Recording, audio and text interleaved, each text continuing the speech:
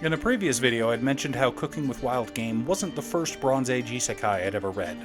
The first one was Isekai Kenkokuki, and it's one of the best Isekai series I've ever read.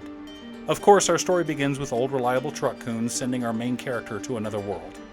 We've got the standard waking up, realizing he's in a new world, trying to fend for himself, but then Almus, our main character, meets a griffin. Not just any griffin, but the griffin, a legendary beast that has ruled the jungle since time immemorial.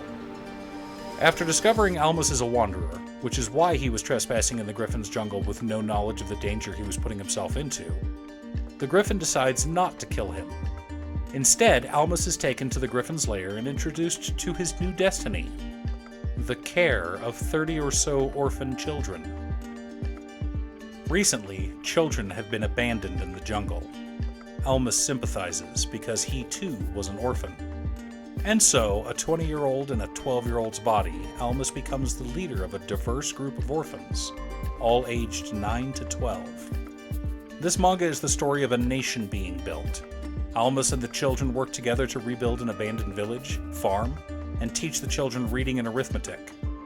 He starts trading with the local kingdom, develops diplomatic relations, starts teaching the kids pottery and even papermaking. A couple years pass and the griffin brings more young abandoned children. Soon the village grows into a town, and eventually a force to be reckoned with. However, to get to that point takes many years and many chapters in the manga. The children start with nothing but an abandoned village and a quest to become independent, no longer relying on the griffin to bring them food. When I said this was a Bronze Age Isekai, I wasn't joking. Steel is rare and very expensive. Most people run around in robes or togas similar to what you'd see in ancient Greece. And like ancient Greece, citizens were expected to go to war when the king called upon them. There was no centralized armory, so everyone brought their own weapons. Nobles could afford horses and armor, and therefore served as cavalry. Well-off people had quality spears and a good shield, and fought as heavy infantry, while the poor had makeshift weapons and fought as irregulars. Though Almus brings many ideas from modern Earth with him, such as rotating farming, goat herding, algebra, the use of a kiln, threshing wheat and rice, and many other things, the single most powerful technological advantage he brought was the stirrup. Mobility is one of the most important factors in war. The ability to be where your opponent least expects you can mean sudden and overwhelming victory. Sun Tzu wrote on movement that one should come like the wind and leave like the lightning. Throughout the Bronze Age, the chariot was king of the battlefield. Most of us only remember it from a race scene in Ben-Hur or the staged battle scene in Gladiator.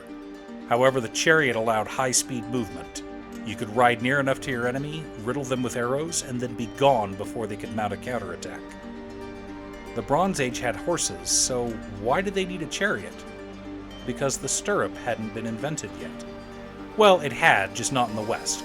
Single stirrups date back to the 2nd century BC in ancient China, where they were used to help people mount their horses. But it wasn't for a couple more centuries that they started having them on both sides. A few centuries later, nomads and traveling merchants brought the idea out west. And then in 1066, William the Conqueror used them in battle against the Saxons of England. This is the first and only time someone has conquered all of England. The Romans got halfway, met the Celts, and built a wall to keep them out. William defeated them and united all of England under his banner, all through the power of the stirrup. How could such a simple device have such a profound effect?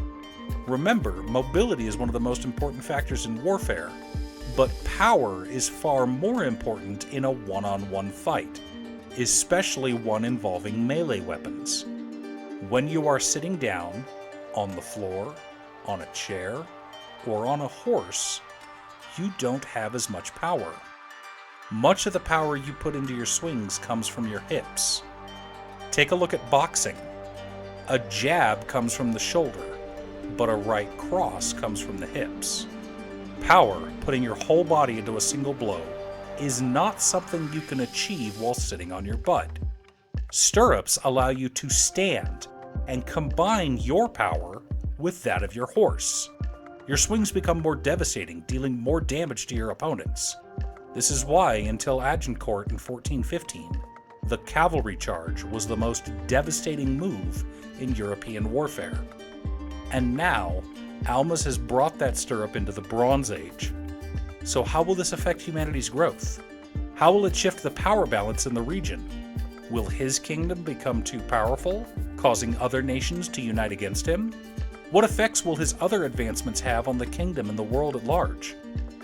If you love the slow-paced world building of Ascendance of a Bookworm, but wished it had just a bit more action, Isekai Kenkokuki may be what you're looking for. It is one of my favorite isekai, and I hope to see it one day get an official release. For now, we'll have to rely on fan translations. Thanks for tuning in. Once again, a huge shout out to my editor Cute Stuff. I couldn't make these videos without her. If you'd like to hire her to edit your own videos, there's a link to her Fiverr page below. I'm doing a push and trying to post new videos every weekday for the next few months, so look forward to lots of new videos in the future. Or you can click here for more manga content. I've also started a Patreon.